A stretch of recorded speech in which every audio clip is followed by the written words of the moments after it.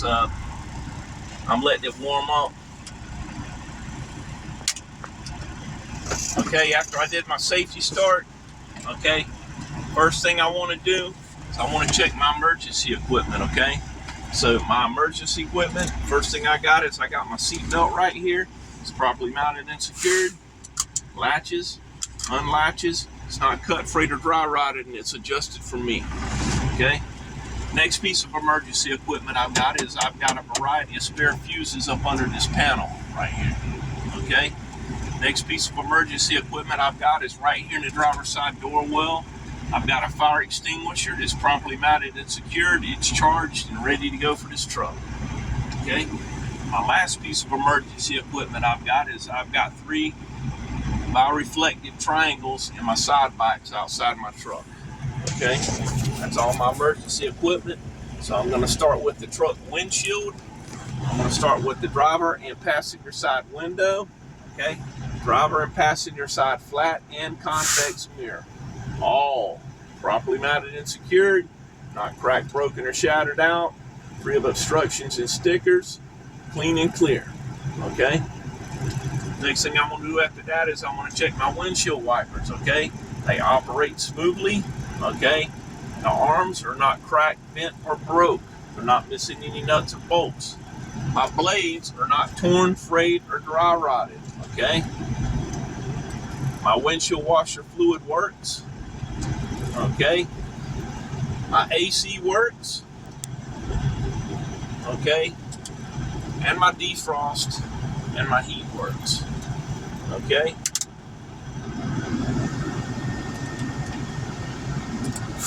Okay, next thing after that I'm gonna move over here. I've got my city horn and my highway horn. They work, okay? Next thing after that, I'm gonna move over here to my instrument panel. I have my left turn signal indicator, okay? I have my right turn signal indicator. It works. My 4-way flashers work, okay? All those lights are on. My low beam indicator and my high beam indicator work, okay? Next thing after that I'm going to check, so I'm going to check my oil pressure gauge right here. I can see that it's slowly rising to operational level. I can also see that there are no warning lights around the gauge to indicate there's a problem with the truck's oil pressure, okay? Up at the top I have my temperature gauge. I can see that it is slowly rising to operational level. I can also see that there are no warning lights around the gauge to indicate there's a problem with the truck overheating, okay? Next thing after that I've got my volt meter right here, okay? It's reading at 13 volts.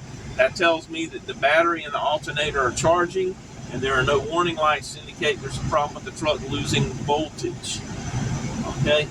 Next thing after that I've got is up here at the top, I got my primary and my secondary air pressure gauges, okay? I can see that they have slowly risen to governor cutout rate 120 to 140 PSI, okay? Also, there are no warning lights around the gauges to indicate there's a problem with the truck losing air pressure, okay? Now that my air pressure is up to 120 to 140 PSI governor cutout rate, I'm gonna do a tug test on my trailer brakes.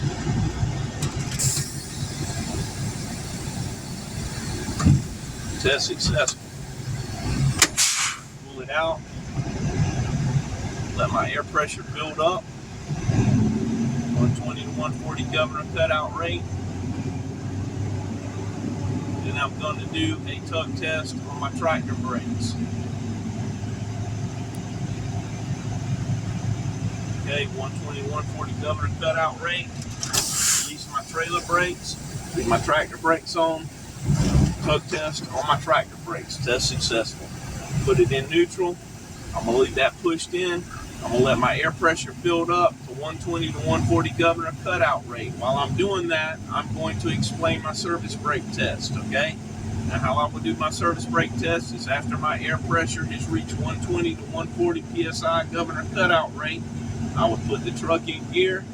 I would release the parking brakes on the tractor and trailer. I would pull the truck forward. I would pull the truck straight ahead at 5 miles an hour. I would apply the service brake pedal, and I would check to make sure the truck does not pull to the left or the right and it comes to a complete stop.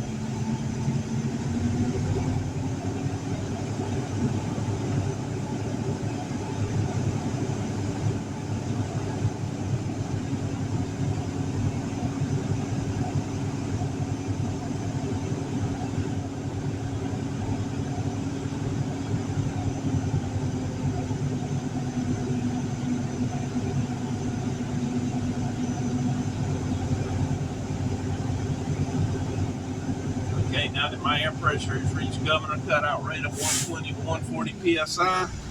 I'm going to do a leak down test.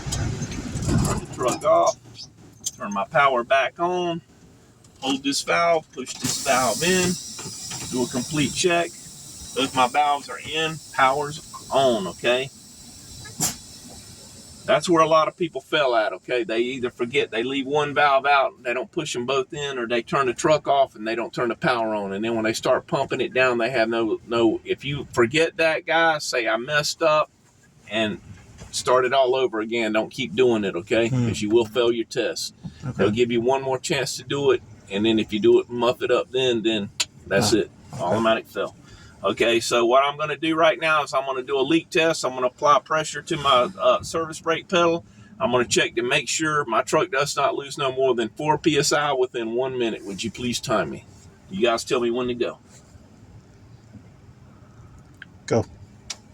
Okay, test successful. Okay, next test I'm going to do is I'm going to do a low air warning light test. Okay, I'm going to fan my brakes down to around 55 psi, then my low air warning light is going to come in on my dash. Okay, test successful. Okay, the next test I'm going to do is going to do a spring brake pop out test. I'm going to fan them down to around 40 psi, and my spring brakes are going to pop out. Okay, test successful. Okay, at this time, this concludes my in-cab inspection. Would you please assist me on checking the lights on the outside of the tractor and the trailer? Okay, up at the front of the tractor, up at the top, I have my identification lights, my clearance lights. Down at the bottom, I have my low and high beam headlights. I have four-way flashers, turn signals, and parking or running lights. Okay. On the rear of the tractor, I have brake lights, turn signals, four-way flashers, parking or running lights, and I have a reverse lamp. Okay. On the side of the trailer, I have a front and rear marker light that marks the length of the trailer. You don't have to tell them that, but I'm just telling you guys that so you can remember. Front and rear marker light. Okay. I have an intermediate, four-way flasher, turn signal, and parking or running light. Okay. Driver's side rear, I have an ABS lamp. Okay. Rear of the trailer, just like the front of the tractor, identification lights and clearance lights up at the top. Down at the bottom, I have brake lights, turn signals, four-way flashers, and parking or running lights. Okay. And at that point, that's the end of the in-cab. But let's get this down. I don't like to throw too much on people at one time, okay? Because this is a lot. Okay, so we'll take it by steps. We're getting on this early, so that's a good sign. Okay, how you guys feel about it? Not too bad.